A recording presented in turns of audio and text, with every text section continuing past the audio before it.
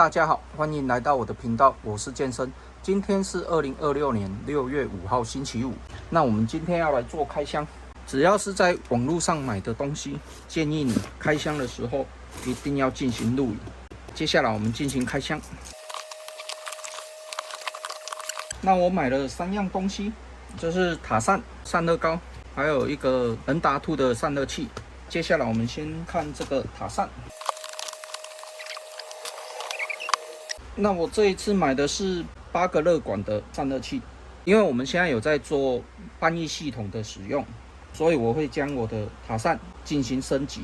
這個塔散理論值它可以壓到260瓦左右，可以應用大多數的 CPU 了。因為我的機殼目前沒有辦法裝360的水冷，所以我就先買了這個塔散。那一般來說，你如果有要長時間做一些 AI 或者是影片編輯相關的工作，當然還是建議你要上到水冷會比較好。我買的這一款它是算比較通用型的，就是英特爾或者是 AMD 的都可以。看一下它送的這個，那它送的是 G1 的，我多買了一個 TG7 的这種散熱膏。那它原先送的這個，它可以到16.8瓦的散熱效果，它只有1克啦。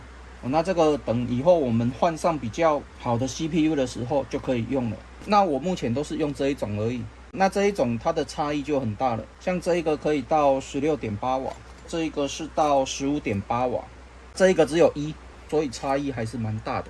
那它的數值越高，導熱效果越好。那我這邊也用 AI 查了一下散熱膏的相關資訊，我這邊做了一個快速對照表，你可以根據你的需求購買你所需要的散熱膏。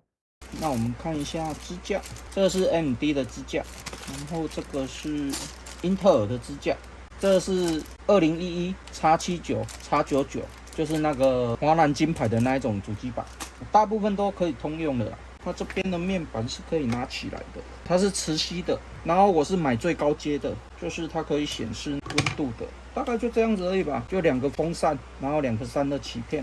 然後它可以直接鎖，我們除了清潔的時候可以拆下來以外，其他的都不用拆。像這個設計上還算簡單啊，它都已經幫你安裝好了。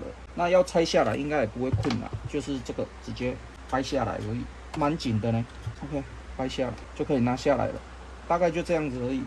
然後它這邊都有做防震墊，感覺品質還是不錯的啦。裝上去就這樣子而已，就卡住而已。它的散熱應該是這樣子過去的。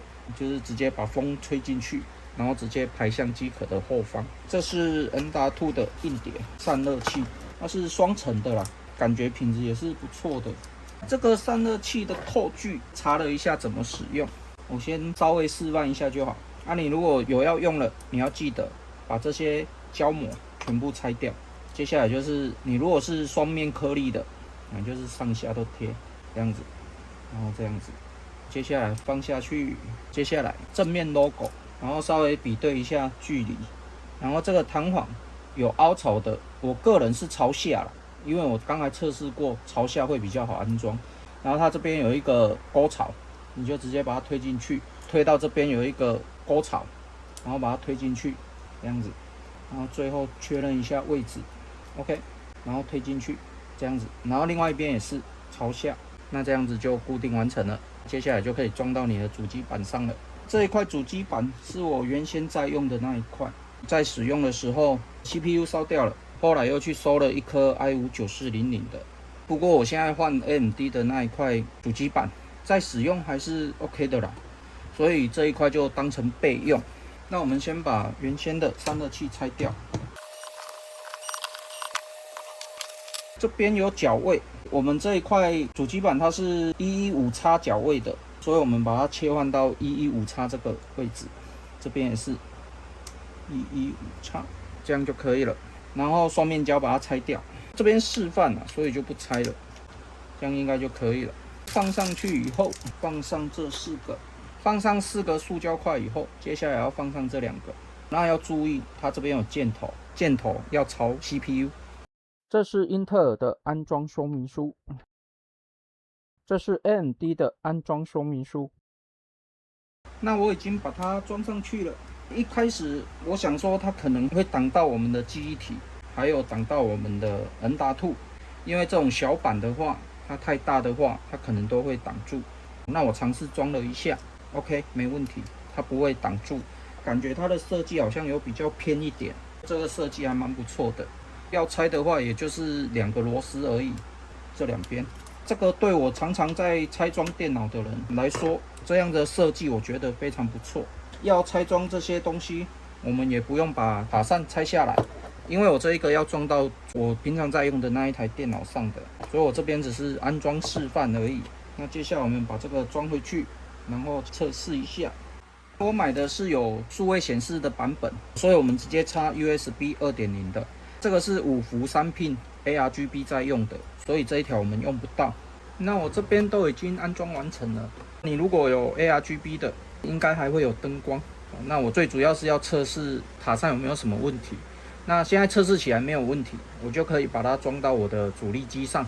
那這一個主機板跟 CPU 我就可以留作備用。